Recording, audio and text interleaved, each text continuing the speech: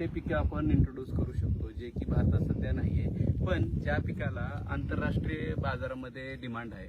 अशी काही पिकाची पण आम्ही चर्चा केली. आणि आता मी फ्लोरिडामध्ये राहतो, तर फ्लोरिडाचं वेदर कंडिशन बघितलं आणि आपल्या महाराष्ट्राचं वेदर कंडिशन बघितलं, जवळपास 95% वातावरणामध्ये सिमिलरता आहे, म्हणजे सेम वेदर कंडिशन आहे महाराष्ट्राची पण आणि फ्लोरिडाची पण.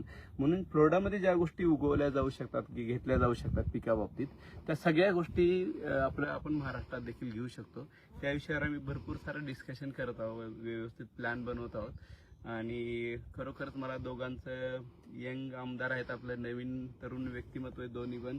आणि विशेष म्हणजे दोघांना पण आपल्या मतदारसंघातल्या शेतकऱ्याविषयी जी ओढ वाटते हे त्यांना 3 दिवसापासून जाणवते.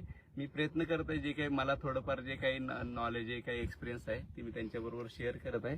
आणि बघू पुढे काय करता येऊ शकतं आपल्या लोकांसाठी.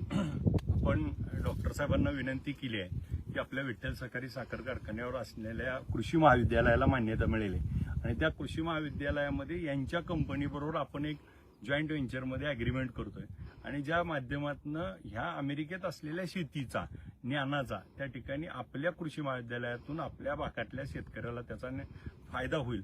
आज इथला त्यांचा आंबा जर बघितला तर तो एक केशरचा आंबा 700 रुपयाला त्या ठिकाणी विकतात. आणि मग अशा पद्धतीनं जर आपल्या शेतकऱ्याला भाव मिळाला तर आपल्या शेतकऱ्यावर जे आज संकट आहे, जे आज आपल्या शेतकऱ्याला आत्महत्या करायची वेळ येते, कर्जमाफी द्यावी लागते आणि सातत्यानं अडचणी येतात, तर त्याला त्या ठिकाणी यांची टेक्नॉलॉजी ही आपल्या कृषी महाविद्यालयाला त्या ठिकाणी अटॅच केल्यानंतर नक्की भविष्यामध्ये आपल्या भागातल्या टेक्नॉलॉजी. आणि मी या माध्यमातून डॉक्टर साहेबांनी एक आव्हान देखील केलंय की आपल्या भागातले जे विद्यार्थी आहेत, ज्यांना शेती कृषीमधलं त्या ठिकाणी आवड आहे, त्यांचं इंग्लिश चांगलं आहे आणि अशांना त्या ठिकाणी इथं ते त्यांच्या कंपनीत जॉब देखील देऊ शकतात.